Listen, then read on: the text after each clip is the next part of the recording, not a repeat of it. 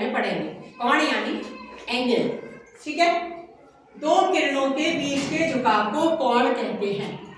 एक किरण हमारी ये गई और एक किरण हमारी ये गई, ठीक है। इन दोनों किरणों के बीच का झुकाव यानी ये वाला जो हिस्सा है इसको हम क्या कहते हैं? कोण, ठीक है। ये हिस्सा इसको हम कहते हैं कोण, क्योंकि दोनों रेखाएं यहाँ करके जहां मिल रही है उसको हम कोण कहते हैं। अब कोण के प्रकार, कोण के कितने प्रकार होते हैं? कोण के होते हैं 6 प्रकार। कितने प्रकार होते हैं? 6 प्रकार। नंबर 1 समकोण, नंबर 2 न्यून कोण, नंबर 3 अधिक कोण, नंबर 4 ऋज कोण, नंबर 5 बृहद कोण, नंबर 6 संपूर्ण कोण, ठीक है। समकोण क्या होता है? हमारे जो एंगल होते हैं उसकी हमारी एक नाप होती है। समकोण होता है जब हमारा एंगल कोण जो है वो हमारा 90 डिग्री का हो, तब वो कोण समकोण कहलाता है।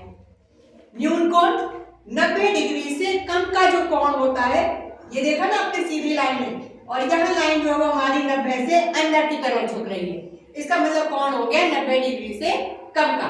तो जब कोण 90 डिग्री से कम का होता है तो उस कोण को हम क्या कहते हैं? उससे बनने वाले कोण को हम कहते हैं न्यून कोण।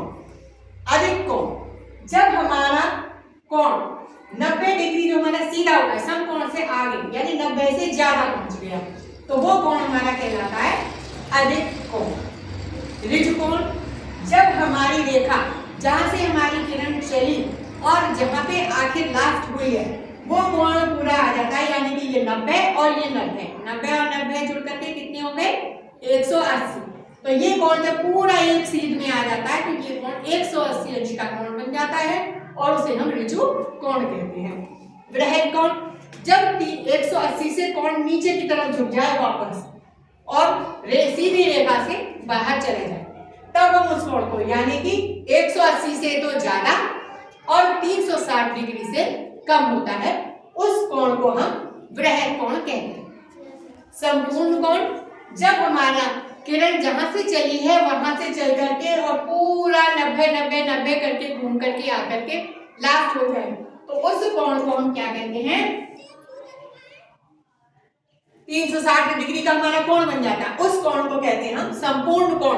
यानी कि हमारी रेखा जैसे चली और चल करके वो घूम करके चारों दिशाओं से 90 और 90 4 बार 90 कोण घूम करके आकर के संपूर्ण कोण बना देती है। 360 डिग्री के कोण को हम संपूर्ण कोण कहते हैं, ठीक है। सबको समझ में आया?